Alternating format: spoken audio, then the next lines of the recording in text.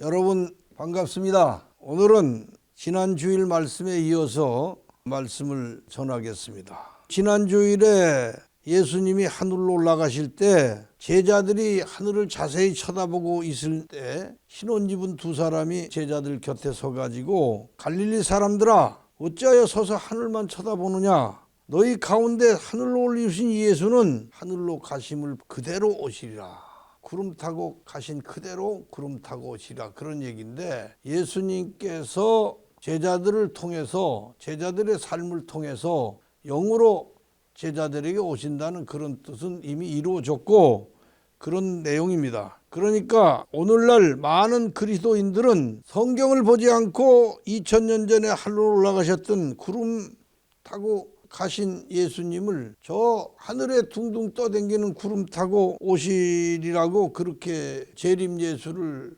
기다리고 있는 실정이지만은, 예수님이 다시 오신다고 하는 것은 이미 제자들을 통해서 오셔가지고 그들이 역사한 복음 증거가 우리들에게까지 임하였다는 이 사실을 여러분들이 확실히 믿고 깨달아야 할 그런 중요한 말씀입니다. 계시록 11장 3절에 보면 내가 나의 두 증인에게 근세를 주리니 저희가 굵은 베옷을 입고 1260일을 예언하리라.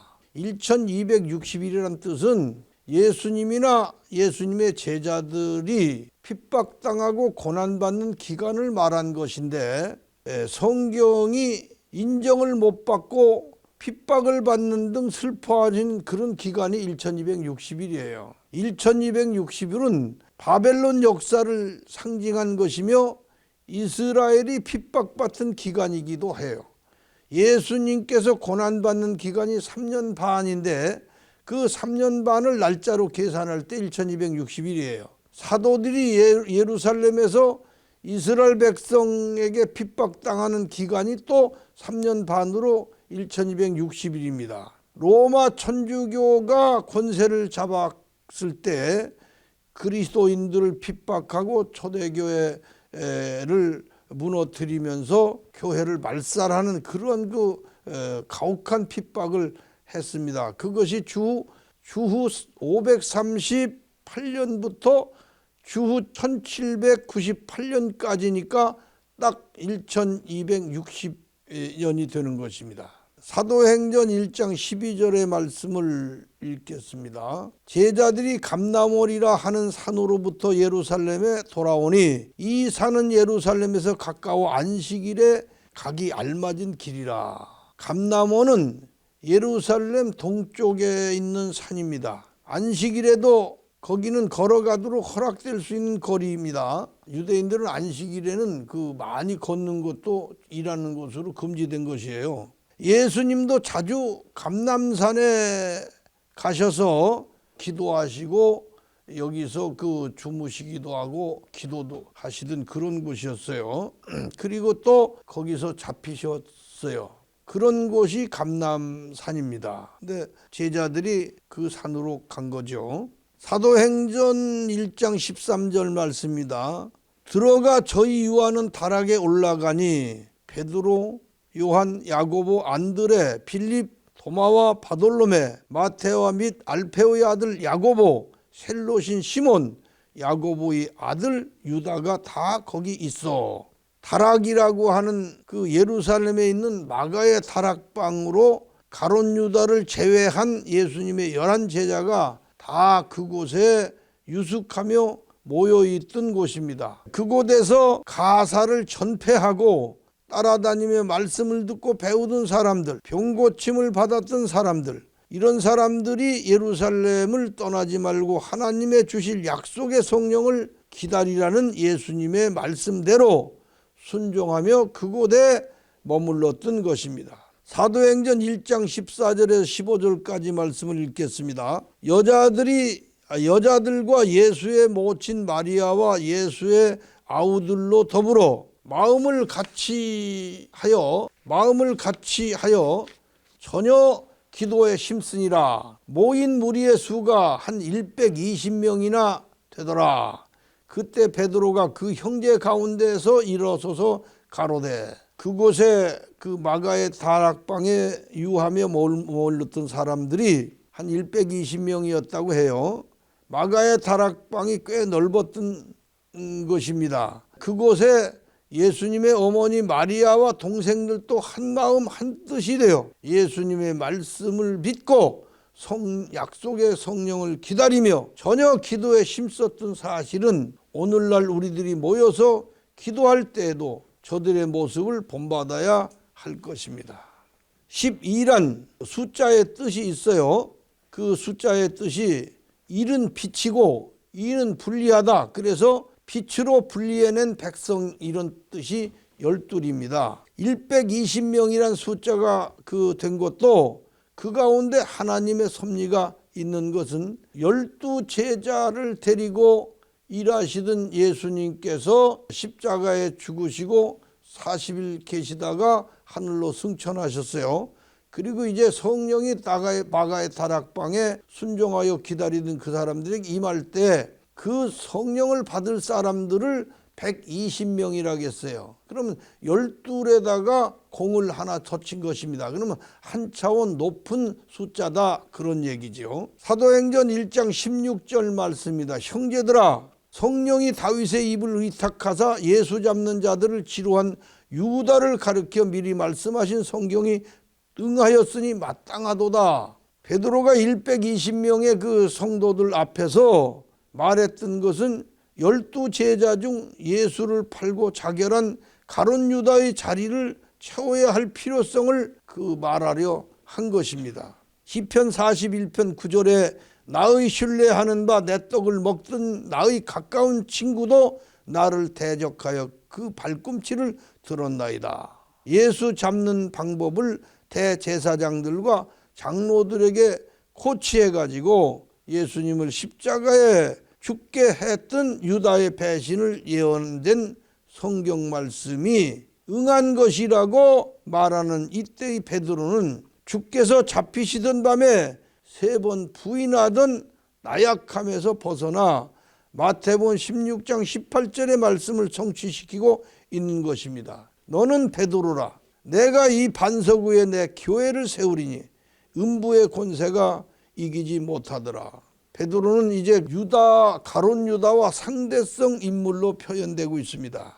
베드로는 부족한 가운데서 예수 믿고 구원받은 인물이고, 유다는 유능한 가운데서 예수를 배신하고 저주받은 인물입니다. 한때는 두 사람 다 예수의 제자로서, 예수님의 제자로서 지도적 위치에 있었으나 하나는 결정적 실수 가운데서 가슴치며 회개하여 더욱 뜨겁게 충성된 종으로 남게 되었고, 하나는 결정적 실수 가운데서 예수를 죽이는 자의 자리로 전락되어 뉘우치는 모습을 보였으나 저주의 길에서 벗어나지 못하고 자결하고 만 것입니다.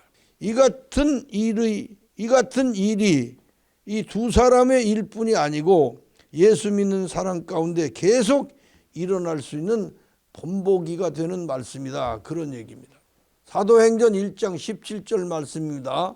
이 말씀이 본래 우리 수 가운데 참여하여 이 직무의 한 부분을 맡았던 자라. 이 가룟 유다는 한때 봉사의 직무를 맡았던 자인데, 유다의 생각은 은 30도 받고 예수님의 이적도 맛보리라 생각하고 위험한 게임을 한 것입니다. 2마리 토끼를 한 번에 잡으려 했던 유다는 한 마리도 잡지 못하고 실패하여 망한 것입니다. 베드로는 2마리 토끼는커녕 한 마리 잡기도 벅차게 생각하고 헌신을 다하여 한 마리만 잡은 자입니다. 오늘날 신자들이 세상에서도 잘되고 하나님 나라에도 가고자 해가지고 2마리 토끼를 노리며 예수 믿는 자들이 있습니다. 이런 사람들은 가룟 유다의 후배들이 되는 것이며, 사실상 이 시대에도 가룟 유다의 후배들이 아주 많은 것을 우리들이 볼 수 있고, 사도행전 1장 18절 말씀입니다. 이 사람이 불후의 싹으로 밭을 사고 후에 몸이 곤두박질하여 배가 터져 창자가 흩어 흘러나온지라. 불후의 싹으로 산 밭이라고 하는 것은 이 세상 재물을 얻었으나 하나님께로도 가지 않고 이 세상으로도 가지 못한 중간에 뜬 것을 상징한 말이다. 그런 얘기입니다. 유다는 목을 매 자살을 하려 했으나 줄이 끊어짐으로 그 곤두박질에서 그 밑에 있는 돌, 삐죽삐죽한 돌에 부딪혀서 배가 터져 죽었습니다. 왜 필은 배가 터졌을까요? 기복신앙의 사람, 세상 꿈에 부푼 사람이 배부른 사람입니다. 예수님께서 가난한 자가 복이 있나니, 마음이 가난한 자가 복이 있나니 천국이 저희 것임이라고 하신 말씀입니다. 바로 이런 원리를 두고 하신 말씀이라 할 수 있습니다. 1장 19절 말씀입니다. 이 일이 예루살렘에 사는 모든 사람에게 알게 되어 본 방언에 그 밭을 이르되 아겔다마라 하니 이는 피밭이라는 뜻이라. 아겔다마라 곧 피밭이라는 뜻이라고 했습니다. 피밭이 무엇입니까? 예루살렘이 선지자의 피를 흘리고 예수님의 피를 흘렸던 곳입니다. 오늘날 기복을 좋아하는 교회가 무엇이 되겠습니까? 예루살렘과 같이 피밭이 되고 만 것입니다. 사도행전 1장 20절 말씀입니다. 시편의 기록하였으되 그의 거처로 황폐하게 하시며 거기 거하는 자가 없게 하소서 하였고 또 일렀으되 그 직분을 타인이 취하게 하소서 하였도다. 유다가 예수를 팔고 받은 은 30으로 산 피밭은 황폐되고 거하는 사람이 없고 그곳은 송장들을 파묻는 곳이 되고 말았다. 그런 얘기입니다. 아무리 교회를 돈 들여서 멋있게 짓고 맘못으로 짓고 그리고는 그 교회 건물을 자랑한다 할지라도 기복신앙으로 헌금 걷어 지은 그 건물들은 결국은 황폐되고 성령의 사람은 한 사람도 거기 머물 수가 없는, 오히려 송장들만 거기, 죽은 자들만 거기 모여있는, 독수리가 거기 가서 그 시체의 영을 뜯어먹는 그런 비참한 황폐된 곳이 되고 많은 것이다. 그런 얘기입니다. 사도행전 1장 21절입니다. 이러함으로 요한의 세례로부터 우리 가운데서 올리워 가신 날까지 주 예수께서 우리 가운데 출입하실 때 예수님의 공생의 3년 반 핍박당하던 생애와 부활 승천하시기까지를 말한 것인데 우리 가운데서 출입하실 때라고 그랬습니다. 출입이란 그 의미가 심각합니다. 아마 심오합니다. 이스라엘을 위해서 싸우신 때 그런 뜻입니다. 출입이라고 성경에 쓴 것은 그 싸운다, 전쟁한다는 의미로 쓰여져 있습니다. 다윗이 이스라엘을 위해서 싸운 것을 출입이라고 표현했던 것입니다. 솔로몬이 자기 아버지 다윗을 말할 때 우리 아버지가 이스라엘에 출입하실 때, 이스라엘을 위하여 싸우실 때 그렇게 표현한 것이다. 요한복음 10장 9절 말씀입니다. 내가 문이니 누구든지 나로 말미암아 들어가면 구원을 얻고 또는 들어가며 나오며 꼴을 얻으리라. 영적인 것을 위하여 싸울 때 하늘 양식을 얻으리라. 승리의 생활을 할 수 있을 것이다. 그런 말씀입니다. 사도행전 1장 22절 말씀으로 1장의 말씀을 끝내겠습니다. 항상 우리와 함께 다니던 사람 중에 하나를 세워 우리로 더불어 예수의 부활하심을 증거할 사람이 되게 하여야 하리라 하거늘. 이제 가룟 유다의 버린 직분을 대신할 사람 하나를 뽑자. 그렇게 베드로가 제의한 것입니다. 제비 뽑아 정하자. 그런 것입니다. 오늘날 세상의 선출 방법은 다수 가결이나 당시의 선출 방법은 제비 뽑아 선출했어요. 선택의 주권을 하나님께 드렸던 것입니다. 제비 뽑는다는 것, 그거 아주 좋은 것입니다. 오늘날 민주 방식으로 투표한다고 그래가지고 이 선거 부정이니 해가지고 정말 미국에서도 난리고 한국에서도 그 부정 투표 사이로 부정이니 해가지고 난리가 난 것은 이것이 하나님의 방법이 아니고 세상 방법으로 썼기 때문에 이런 문제가 나고 있다 생각하는 것입니다. 기도하고 하나님께 선택권을 드렸다면은 이런 문제가 해결됐을 것인데, 그래서 초대교회의 선거 방법은, 선출 방법은 최종 주권을 하나님께 맡기는 지혜로운 방법으로 이렇게 제비 뽑았다 이렇게 한 것입니다.